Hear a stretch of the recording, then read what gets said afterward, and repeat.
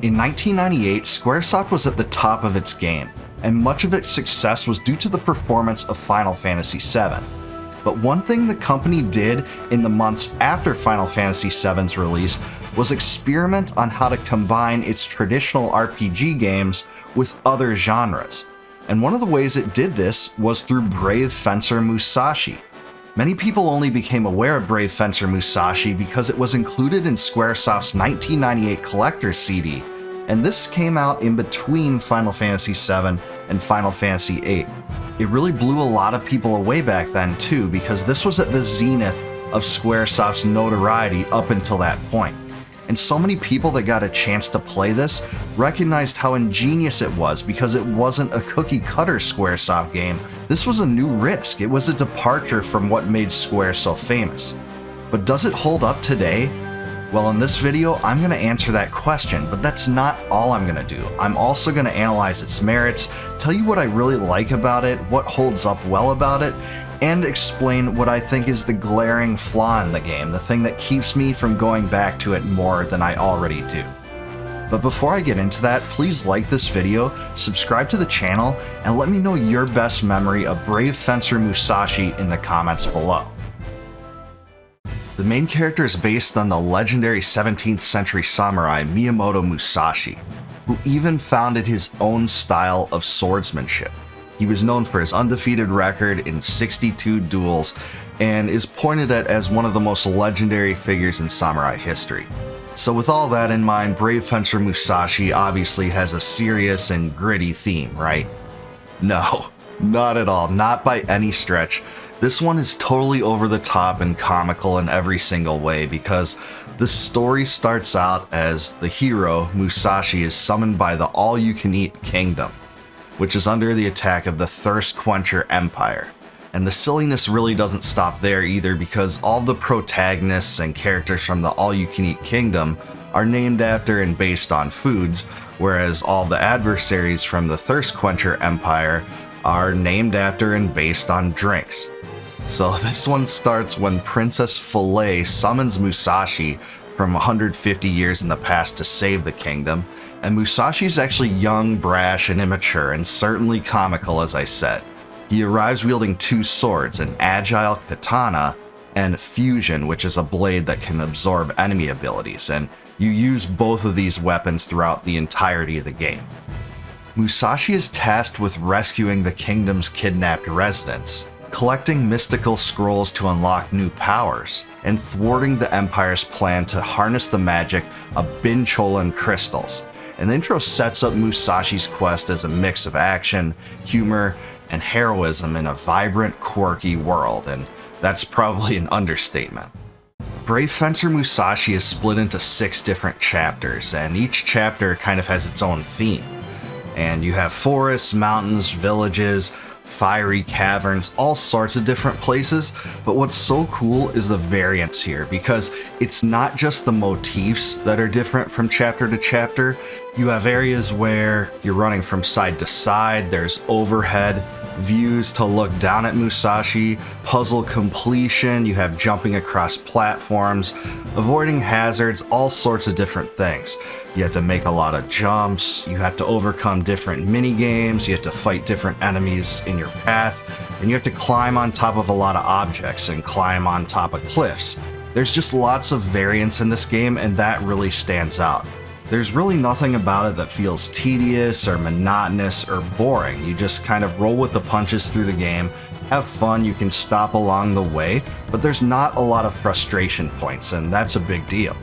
There are also 12 total bosses that you have to defeat, and this is really where I think the game shines. These bosses were incredible, big, daunting enemies with distinct abilities that you can tell took a lot of effort to design. I really had fun taking on the challenges they presented, especially because some of the bosses require specific skills, scrolls, movements, and other tactics to defeat. They did a really good job on this. Now, the way I've described Brave Fencer Musashi so far probably leads you to believe that it's just kind of an action game or maybe an adventure game, but there are a lot of RPG elements here too. For instance, the character progression system. You gain experience points by defeating enemies, and you level up to increase your core stats like hit points, BP, which is body points. You use those for special moves, and attack power. You also have stat boosts that boost your strength, defense, and endurance, and Musashi becomes more capable in combat as the game goes on.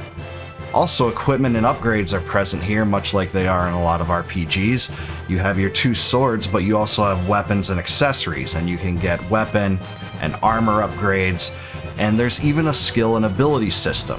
You collect scrolls along the way, and there are 5 elemental scrolls that are kind of at the forefront of this game's story, and each of those grant unique elemental abilities. For instance, the earth scrolls bomb dropping, and the water scrolls surfing, and these were a way to allow the story to impact the gameplay in fun ways.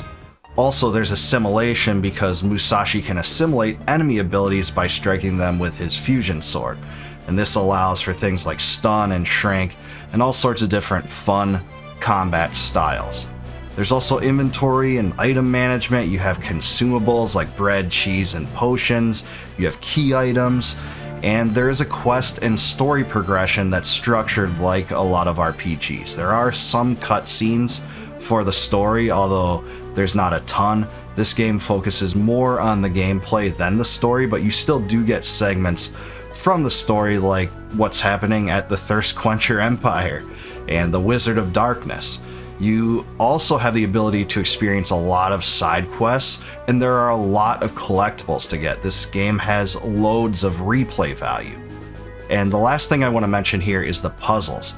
A lot of the dungeons are full of puzzles. You have areas where you have to move blocks, use specific items in specific locations, a fair amount of platforming, and just overcome different challenges that require not only button mashing, but also strategy and thinking.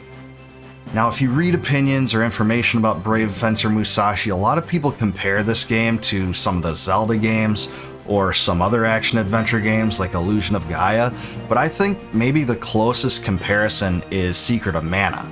This has a lot of action and RPG characteristics, and in a way I think it's kind of a more involved and exciting form of gameplay than Secret of Mana in some ways, because you really have to pay attention to things like spatial awareness and platforming a lot more than you would in that game.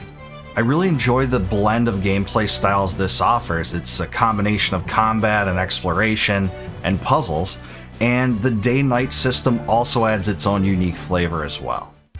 For the soundtrack, Squaresoft turned to Tsuyoshi Sekito, who had actually never composed for the company before, and I really like this soundtrack. It's an eclectic mix of about 80 tracks, some of which are more upbeat and heavy metal influenced, and others are more somber and orchestral. I really enjoyed this soundtrack because it's not a step below the Squaresoft standard. So if you're used to enjoying soundtracks by Nobuo Uematsu or Yasunori Mitsuda or Yoko Shimomura, this won't seem like too much of a quality departure from those scores either. Now, the one major flaw of Brave Fencer Musashi, at least as far as I see it, is the platforming. This game doesn't do platforming extremely well, and it can be incredibly frustrating. This is because of spatial awareness and the usage of 3D. This is a 3D world with 3D polygons, and the camera angles sometimes shift quickly. It makes it hard to judge your distance from objects and from platforms, and you'll basically get so frustrated that you'll want to rip your hair out, or at least I did. And I'm assuming most gamers will feel this impulse at some point playing this game. And the camera angles don't really help you either, because sometimes the camera sweeps around and catches you at an angle where, again, it's hard to judge the distance from which you're jumping or moving around. Musashi's jump itself is actually pretty unresponsive too. There's a noticeable lag to it, and it seems like it's of insufficient height sometimes, even when it works to get you over objects. This makes platforming cumbersome, like I said, and the double jump, when it's acquired, is also pretty clunky. Also, there's limited manual control of the camera outside of towns too, and if they would have enabled that in the regular gameplay, it would have been super helpful, so that's a big sticking point for me too. But if you can get over those things, I think Brave Fencer Musashi is an awesome game. In fact, I'm willing to say that Brave Fencer Musashi is an awesome game despite those things. It combines really fun gameplay and a lot of variance and variety. The bosses are awesome, the soundtrack works well with it, and it's actually a pretty long game for an adventure action RPG hybrid. This game will take an average player, I think, around 10 hours, and there's lots of replay value packed into it too because of all the collectibles and action figures you can get along your journey. So yeah, definitely play this one. Lots of fun memories for me, including the Queen Ant boss. I thought that one was ingenious in its design and super fun to play against. And this segment toward the beginning of the game where you climb up a tower, you find an idol, and you have to run down the tower while avoiding obstacles. It's kind of like Indiana Jones escaping from the boulder, if you know what I'm talking about. This was an awesome segment, done very well. So check it out if you haven't. I think certainly fans of Secret of Mana, Terranigma, Illusion of Gaia, Secret of Evermore, those sorts of action RPG hybrids will especially enjoy this one. I do want to hear from you guys though in the comments section, so let me know what was your favorite memory of Brave Fencer Musashi if you played it back in the day. And also please like this video, subscribe to the channel, and consider becoming a Patreon patron or YouTube member for exclusive perks, and thank you for watching. I'll see you in the next one.